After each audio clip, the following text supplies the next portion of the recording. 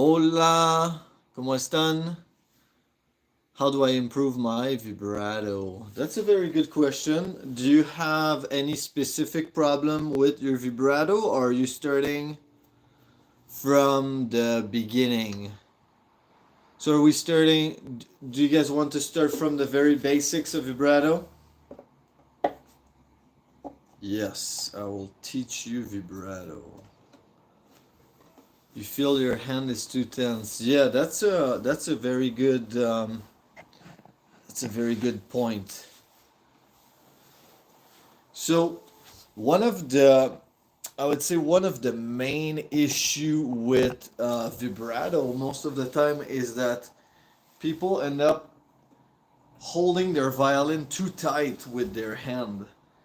So you really want to use the weight of your arm rather than gripping with your hand on both sides of your violin like this. So just kind of feel the weight of your arm.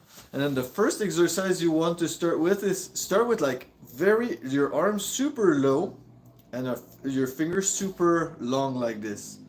And start kind of like working your way up and down like this.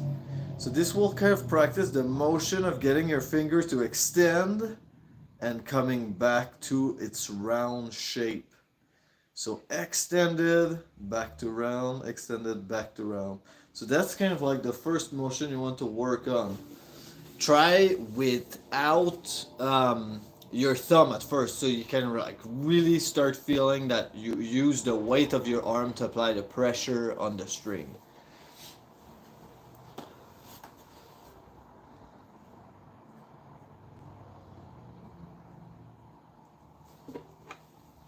Like this.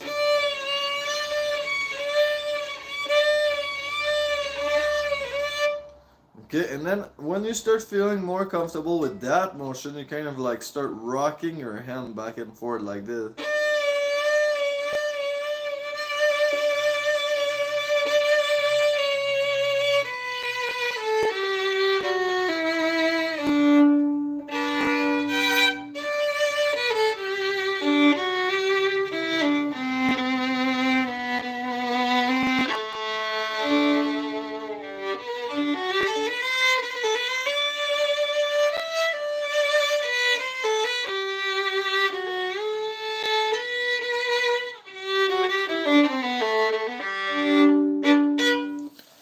But vibrato is very personal to everyone. To be honest, like I can give you some good tips just like that. But then the best way to work on vibrato would be to have someone see you play live and get some live feedbacks on your playing. That's really the best way to go. Um, yes. Does anyone have any other questions about playing, holding your violin properly, how to tune?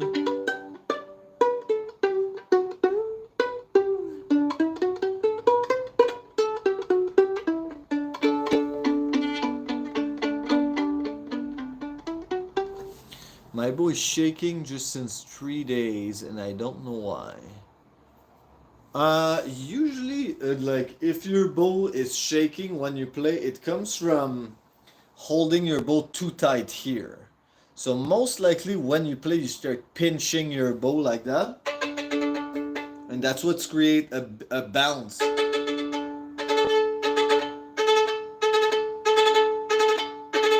So when you want a bounce, it actually helps to hold your bow pretty tight. So what you want to do basically to avoid any bounce is when you put your bow on the string, make sure that you really let go of your hand. Like relax your hand like this. You don't need to hold the bow anymore because your violin is holding the whole weight of your bow. Okay, and then once you let go of your right hand and start playing,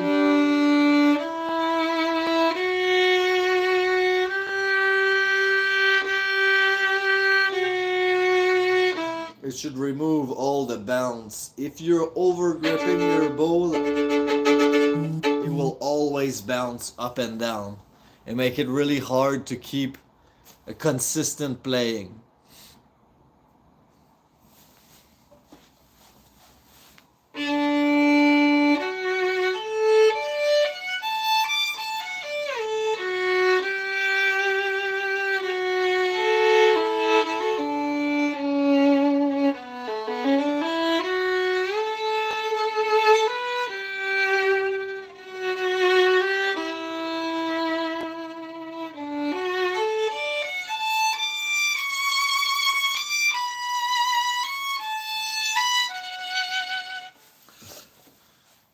Grey notes. How much dark rosin should I use so I don't use too much?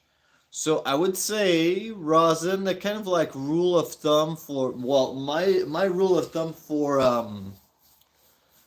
rosin is that I only put some when I start feeling that there's not enough anymore. So the thing with the dark rosin is very like it's really grippy. So if you put too much, it's going to start scratching. You'll have a very scratchy sound.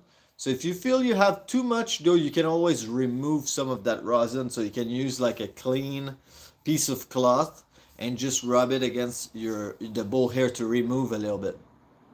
Super important to not put too much rosin, because also at some point the rosin will also accumulate on your strings, on your violin, and this also can cause your violin not to ring really well. So you need to clean the rosin off your strings every once in a while to make sure that you clean your violin. I'm not super good at cleaning my violin. I should clean it more often, but it's important to clean our strings when we're done playing with it. Kenny, I struggle with a shaky bow arm as well. So yeah, shaky bow arm. Most of the time, if it's your entire arm, it's probably because the tension comes from your back or your neck. So a lot of us, we don't realize, but when we start playing, we start raising our shoulders like this, right? And then if your shoulder is really high, it's really hard to play nice and relaxed. So you have to relax your shoulder. Feel that whenever you start playing, everything like kind of settles where it should be. One of the thing too that is important to know is like what it's hard for us to relax while we are in position with our violin. So this is actually a good practice to do. Get ready to play, put your bow on the string, and try to relax like this. Like you can even like, sit in your couch comfortable, watch a movie, do whatever you want, but like get used to be comfortable with your violin ready to play. Uh, because if not, we always have the reflex every time we want to relax or release the tension, we just take everything out. But the goal is to be able to relax even when your violin is in position ready to play.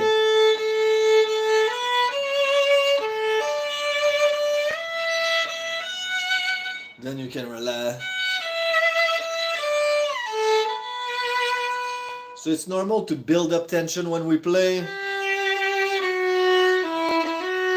but then we relax again.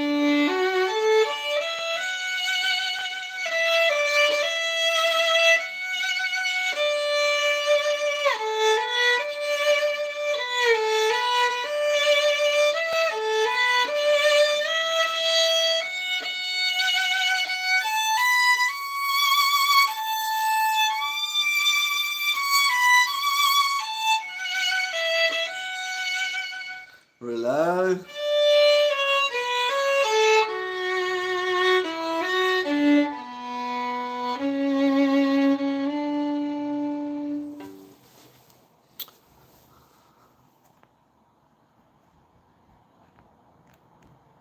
Okay, I will just go back up a little bit. So how do you use the peg polish? Because my pegs are hard to turn.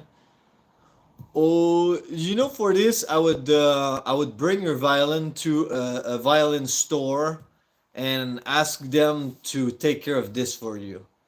I'm not the best at like uh, adding some extra stuff on my violin or all of this. I usually take my violin to the shop for them to do like those kinds of tiny adjustment. You can clean your violin regularly just with a cloth, But then when it comes to pegs and fine adjustment like this, I always rely on my violin store in town. I have a problem where I tend to play third and fourth string together. Please guide me. Okay, so this is actually a very good point, and a lot of people struggle with this, especially when you're probably talking about the D string. When you're playing on D, maybe you touch the G at the same time. And then basically what's happening is just the level of your arm that is not stable. So once when you want to play on one string, you have to make sure that basically the level of your elbow, if you bring it down, you go towards the E string. If you bring it up, you go towards the G string. If while you play, you're doing this, if you lift or lower your elbow as you play on one string, then you're going to start touching the other string. So you have to make sure that you leave your elbow in one position, keep your elbow relaxed, and then the motion of playing on one string should just come from your elbow either opening or closing like this. But as soon as you start moving your elbow up and down like that, then you'll start touching other strings around. I find doing breathing exercise can be beneficial too. Yeah, definitely. Actually, now that you see this, this is a point that I didn't talk about yet. But a lot of people, almost everyone, every single one of my students do this. When you practice something hard, we stop breathing. You're like, and then you start playing, and then you start like feeling more and more tense because you don't have air anymore. Remember to exhale and really focus on your breathing. And that's also a good point. You can practice your breathing, like breathing on tempo while walking or while doing whatever you want, you know. We usually just breathe kind of like naturally.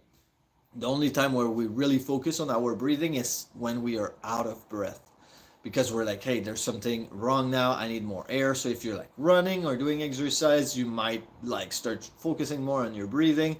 When we play violin, it's super important to keep a good focus on our breathing and to kind of breathe within the music, because how you breathe when you play will actually enhance your playing and enhance the music you're trying to play.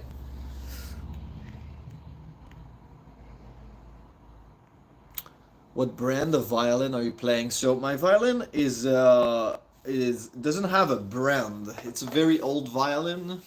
It's from Austria, from 1825. So yeah, it's not like a. They didn't. I don't think they had really brand back in those days. How do you tune your violin to make it sound better? I'm not sure what do you mean by. You mean like how do you tune your violin? Just tuning or to make it sound better? I'm not sure. Just regular tuning.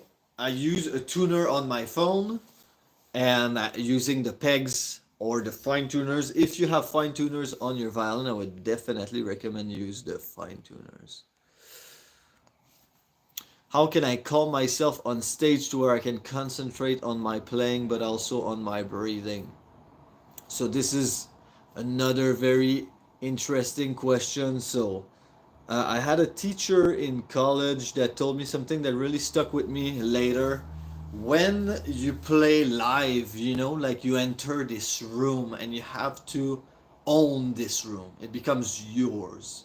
And you can kind of just focus on your sound and how it projects into this room and just fill the room with your sound. So start like imagining your sound, just taking every single little bit of space of that room. It's just spreading everywhere. And you really only focus on this and how your violin rings in this room and how it's coloring everything inside of that room with the sound of your instrument. And then another tip that is really good is right before you start playing, make sure you exhale. A lot of us, we just inhale and then we start playing and we forget to exhale. Exhale is super important because that's what releases the tension, put back everything into place, and then you're ready to start playing. I was wondering, I changed violins recently and my colleagues tell me I sound scratchy. Didn't seem like pressure or boost lighting or anything. Was wondering what could be. So if you changed violin and it's like uh so if you changed violin and I mean if you also think like that your sound is scratchy, it's because every violin are different. So probably right now you're still playing the same way you would have played on your older violin, and maybe this violin reacts differently to different kind of pressure. So sometimes you might be playing a little bit, because better violins usually are a little bit more sensitive. So if you're playing too close to the fingerboard with too much pressure, you might get some scratchiness there. So it might be a bunch of different kind of things. I would have to hear it in order to give you a better answer. Is 440 hertz for tuning right? Yeah, so 440 hertz is actually the amount of vibration per second on the A string. So the A is 440.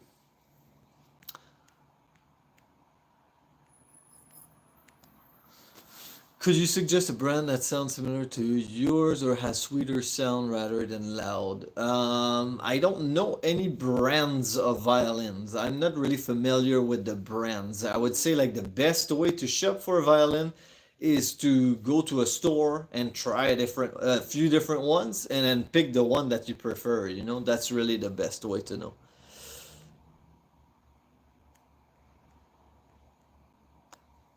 I want a better clean sound when playing violin. Could you give me some tips? So, very good tip to have like a very clean sound is to make sure that you control your sounding point properly. So a lot of beginners, we tend to move a lot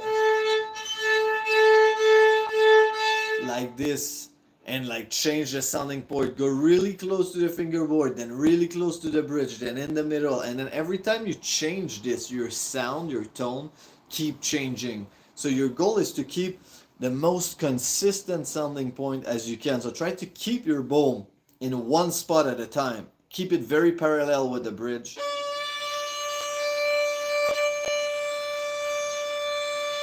If you want to play close to the bridge, go close to the bridge. It's going to be more precise, but you need more pressure there.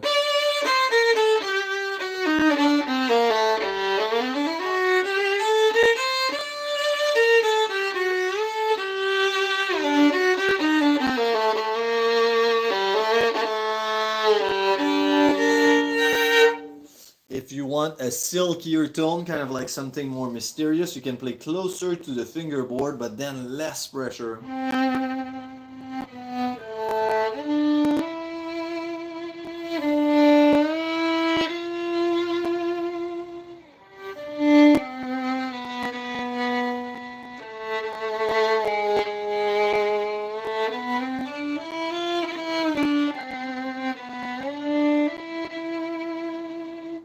Then more precise, closer to the bridge, more pressure.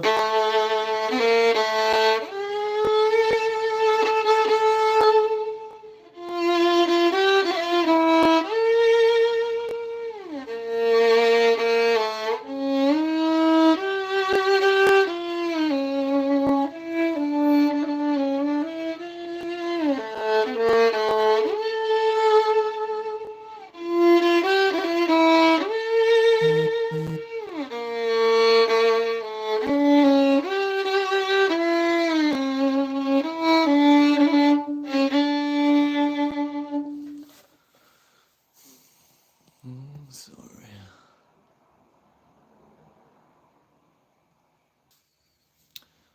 Alright, sorry guys, I had to check something out real quick.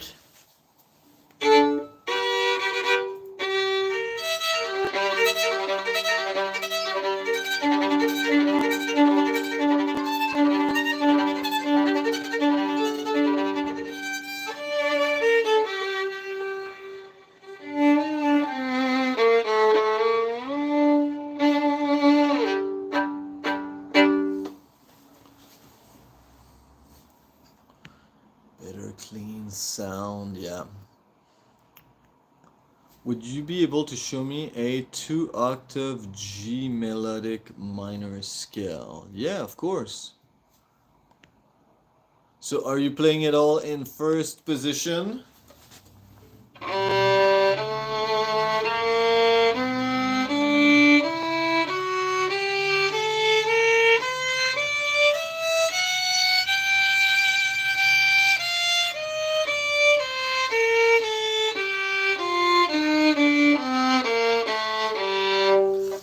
So the interesting thing with um, the melodic scale, with the G minor melodic scale, or with any minor melodic scale, is that when you go up, you play a sharp on the sixth and seventh note. So like you raise them half a step or half a tone, and then exactly, yeah, flat it back on the way down. Yeah, you're totally right. So that's so basically what it translates to when you play it on your violin is, let's say on the D string, your first finger and middle finger are going to be kind of high, like a regular, almost like a G major scale. So we start minor and then major on the D string. Then A string, low 1, 2, 3. Then open E, F sharp, and then G. And then on the way back down, we put F back to F natural, and then we'll have E flat, so fourth finger.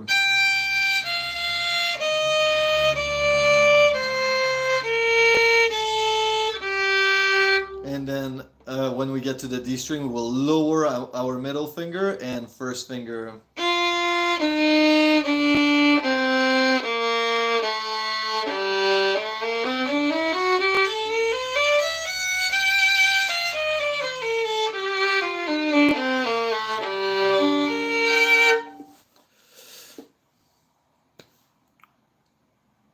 Of course, my pleasure.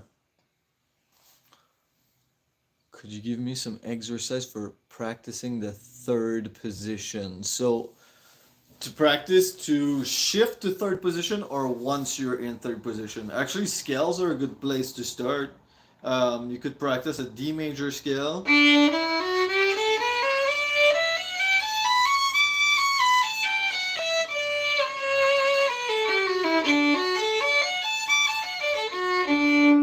So to practice the shifting, the main important thing is when you shift, your thumb has to follow as you go up. And a lot of people, a lot of beginners, when they start shifting, you want to shift your fingers up and then you end up leaving your thumb behind, and then your hand is in a very awkward, uncomfortable position when you get up there. So super important that when you shift, your thumb follows up as you shift. So it's like a block. And you don't want to change the angle of your wrist when you shift too. It's the whole arm that does the shift. Not the wrist, not the fingers, only the arm. So your arm, you move everything as a block. So try to really avoid shifting with your wrist or with your fingers, because you just add more potential for making mistakes there. And if you shift too high and you only shift with your arm, you know, well, I went too far with my arm. If you shift too high but you went with your arm, with your wrist, and a little bit with your finger, how can you tell which one went too high? Was it your finger? Was it your wrist? Was it your arm? And then you get really confused and it becomes really hard to know where is the problem. So if you shift only with your arm, there's only one thing that can be wrong, is you either went too far with your arm or not far enough if you're too low. So shifts only with the arm. Really, really try to focus when you shift to really make sure that you don't move your wrist like this, or you don't try to compensate for a bad shift with extending your fingers. And then you can start like this too. Play first finger, and then a third finger, and then after this you do the same two notes but just with your first finger. And then you repeat.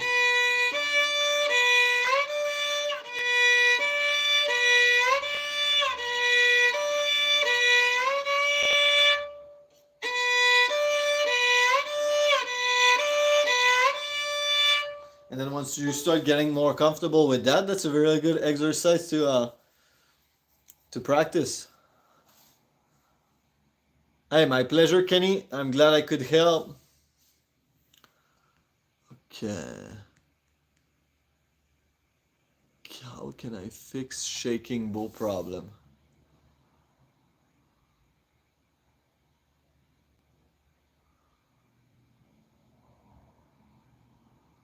Yes. Um, to answer your question, since tension while playing is inevitable, I usually imagine a tension transfer from hands to shoulder plate, abs, legs, ground, and find a way to reset hand to reduce the tension. I would say it's the actually the opposite. So your tension most likely starts from your neck and your back, the big muscles. That's where it starts. Sometimes even your face, like you might make faces when you get kind of tense. The tension always starts from the big muscle and slowly gets to the smaller muscles. Like you will feel it right away anyway. Like the tension most likely always start from either shoulder, neck, and shoulder blade, and then transfer into your hand. And you're right, tension while playing is inevitable. So that's kind of like how you have to think about playing the violin is it's tension and then release. Tension, release. So you have to learn how to release the tension while playing.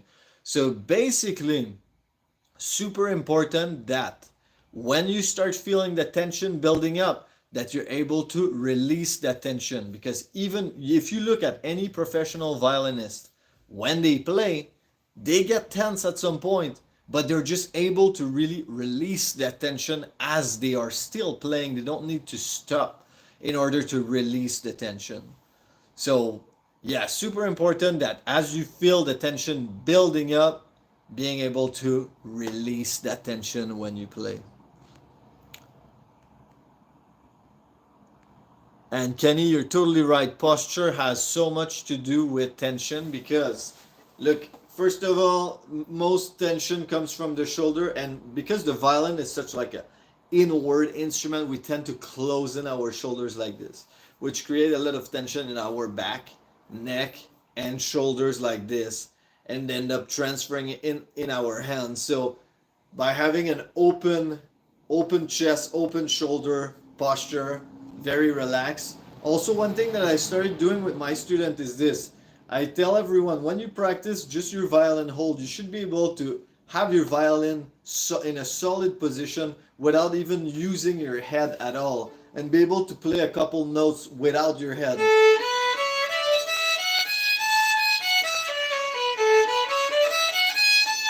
Because sometimes most of the time tension also comes from over like gripping your violin with your neck. We tend to like really try to hold onto our violin, but violin is a dynamic instrument. It should be free to move, and then we bring it back into its place, so that's when the tension build up, and then we can release and relax again. So by being able to lift your head up, you can relax your neck, relax your shoulders, bring it back down. So as you play, you should be able to lift your head and then bring it back when you need it. I can lift.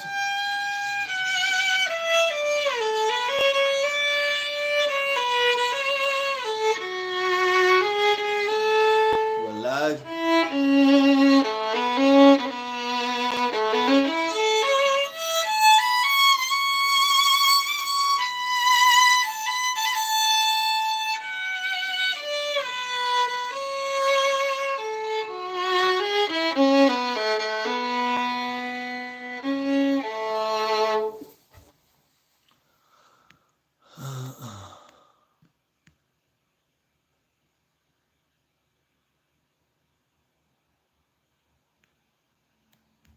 Uh, how can how do I fix when switching on the E string from the A string? The E string doesn't sound like high frequency. Ah, so this can be so many things. I would have to hear it.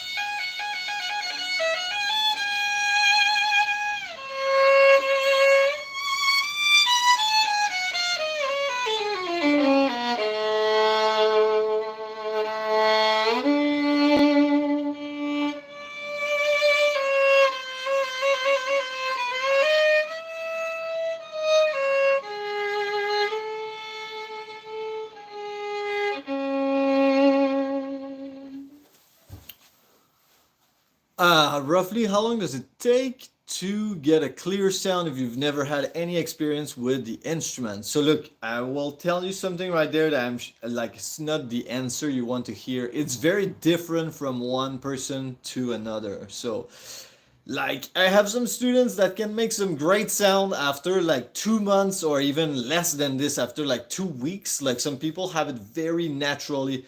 And then there's people that can practice for a while and they still don't get it. So it really depends on a lot of factors. Um, it's just how sensitive you are to the instrument, how much energy you put into it, where you put your focus actually when you practice the instrument. So a lot of people can practice, but they don't practice kind of in a productive way.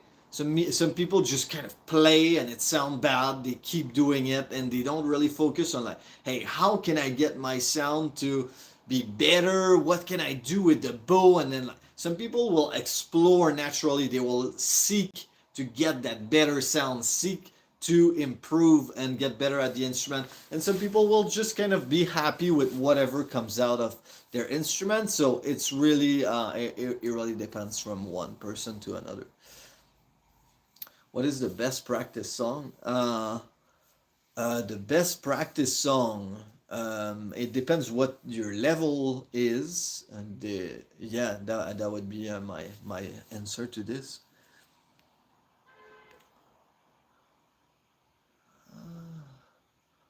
What's your favorite song to play? I love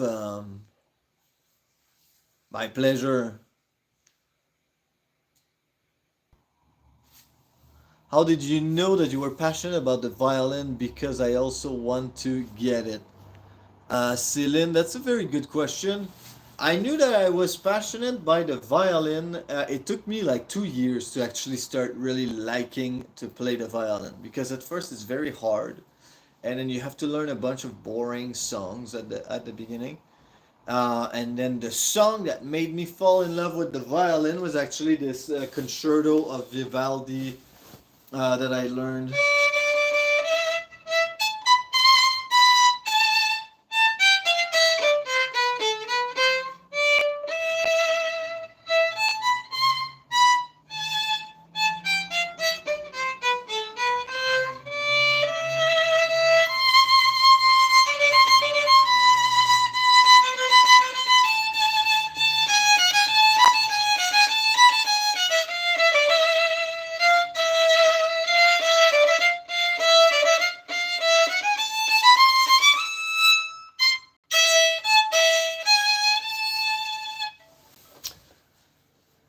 So that was the song. And actually, so at some point, so since I started playing the violin, I really wanted to play some melancholic music, be able to express myself, play some stuff that had a lot of feelings in it, and be able to share all my emotions through my violin.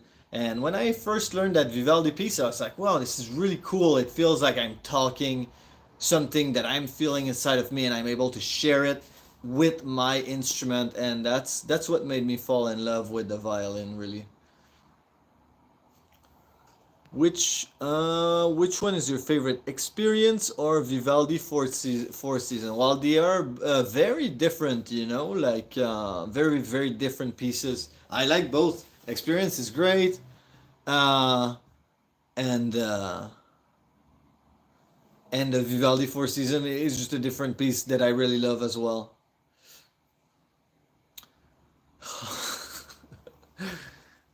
This I don't know. Do you know the Ukrainian folk song A Arkan? I'm practicing it at the moment. No, I don't know that song. I'll have to check it out. Is the bow hair important for the sound? How often should I change it? The bow hair is important for the sound. If your bow hair is too old, you will stop kind of having any sound coming out of your violin. So it is very important. I would say once I change my bow hair once a year. You could do it once every 6 months, depending if you practice a lot, or every 3 years if you barely ever practice your violin. Yeah, me too. I love both Experience and Vivaldi.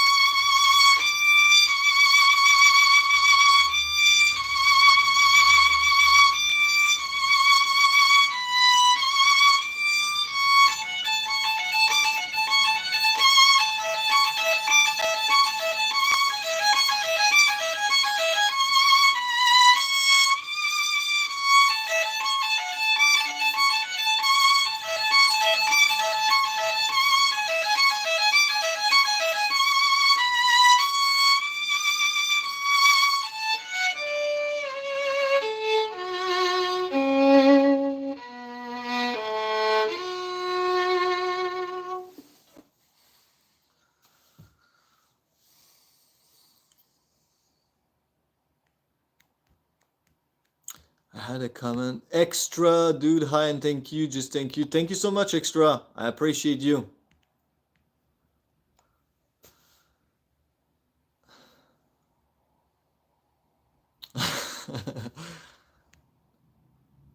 That's awesome. Thanks. The Dois. I don't know how to say your name, but thanks for joining us. Amazing to have you along.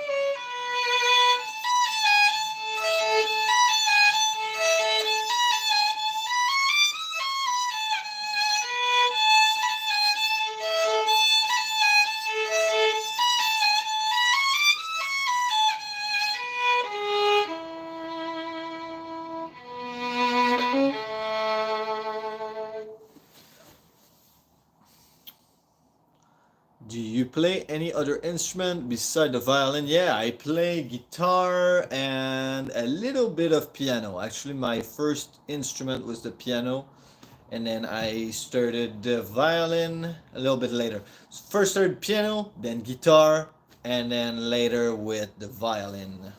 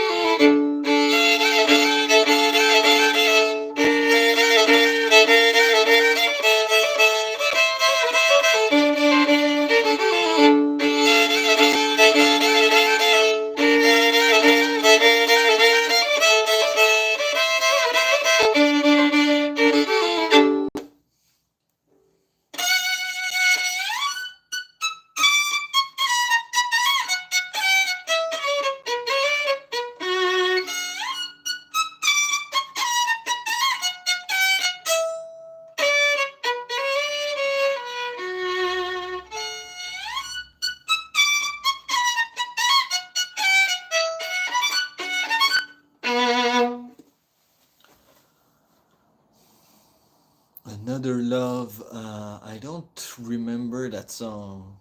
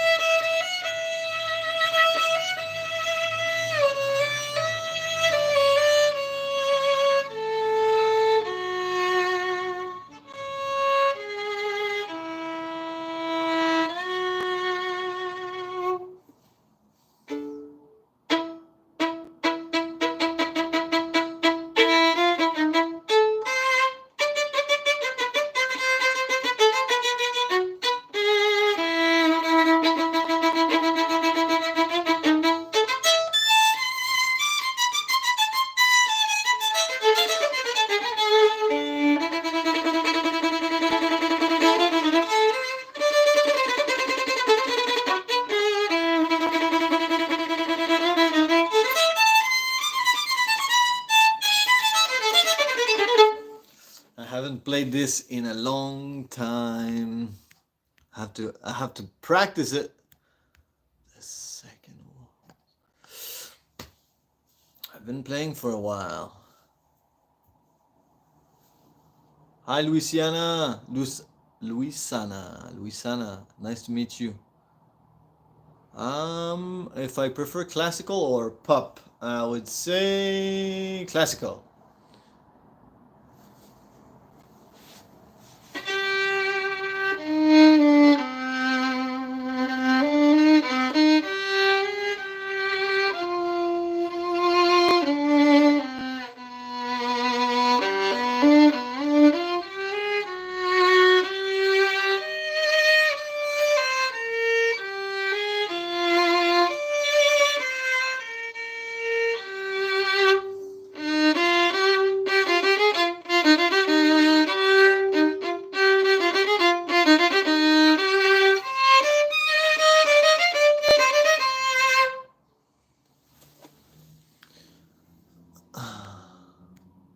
Do you have any suggestions for the strings? I love the old tones. You got what I say, not bright but warm and soft.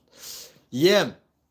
So I use the obligato Pirastro obligato strings. They are they're kind of like more mellow, a little bit less bright kind of tone. So it's that's why I love those strings. Um, they're not too much in your face. So that's what I love about those strings. They make like a nice kind of like old school tone, like you said.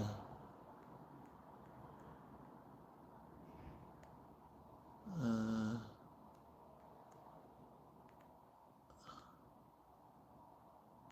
wow, we're getting a lot of questions.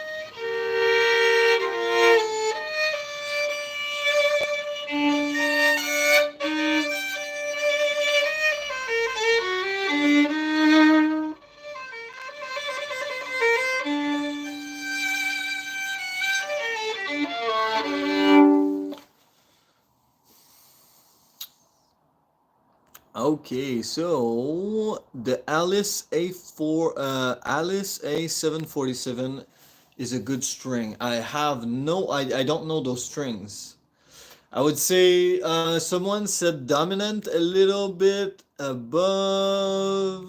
I would recommend those strings. Dominant strings are great. They're also like they're a little bit cheaper than if you want like if you go with the Pirastro, it's like around $100 for a set of strings. So sometimes dominant is cheaper than this. Like I think you can get something for like $50, which is really good price.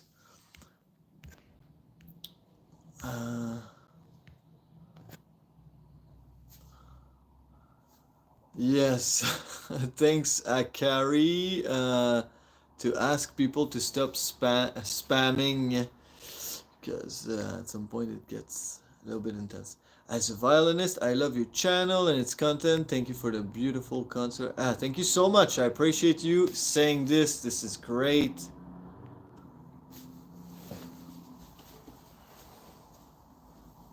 Thank you for joining. Thank you for being with me today. It's amazing to have everyone.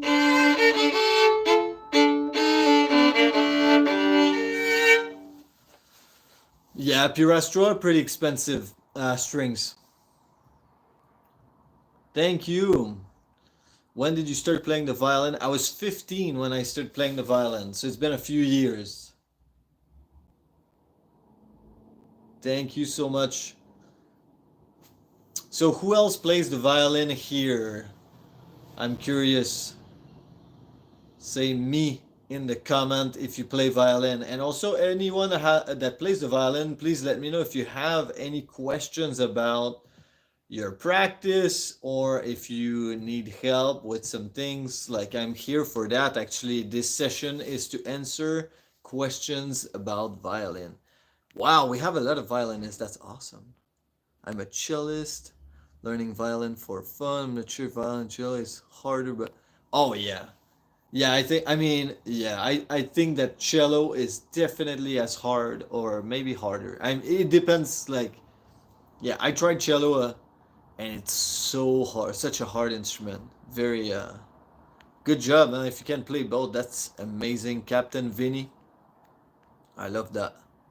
Me only for 2 months so far. That's cool. 2 months, like you're still kind of like going through those beginning exciting times. Yeah, I hope you have a good time learning.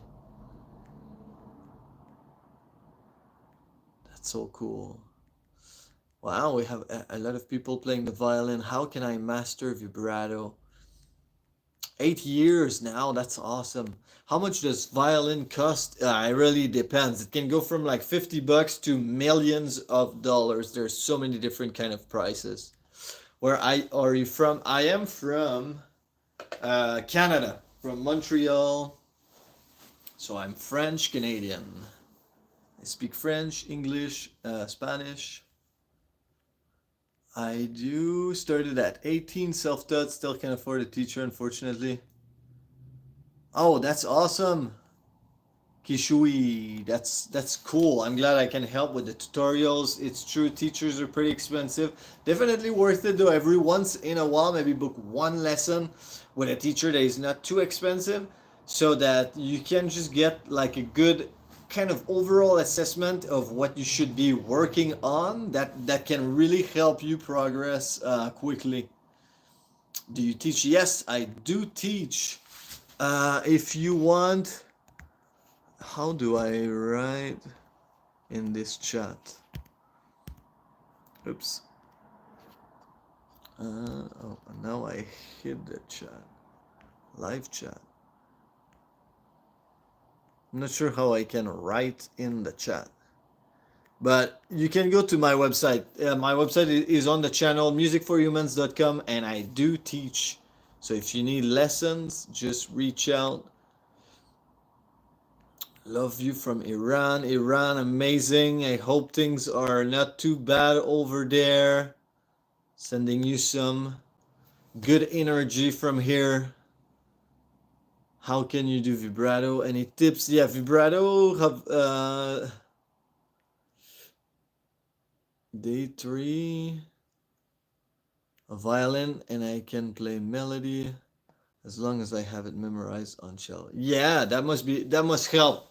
If you kind of like transpose it from one instrument to the other, it helps. Oh, wow. Hey guys, thank you so much for joining today. I will have to go now because I have to start working, teaching. But thanks for joining the live. That was amazing. Thanks for the great questions. We'll be back soon with some more tips. Okay, bye guys.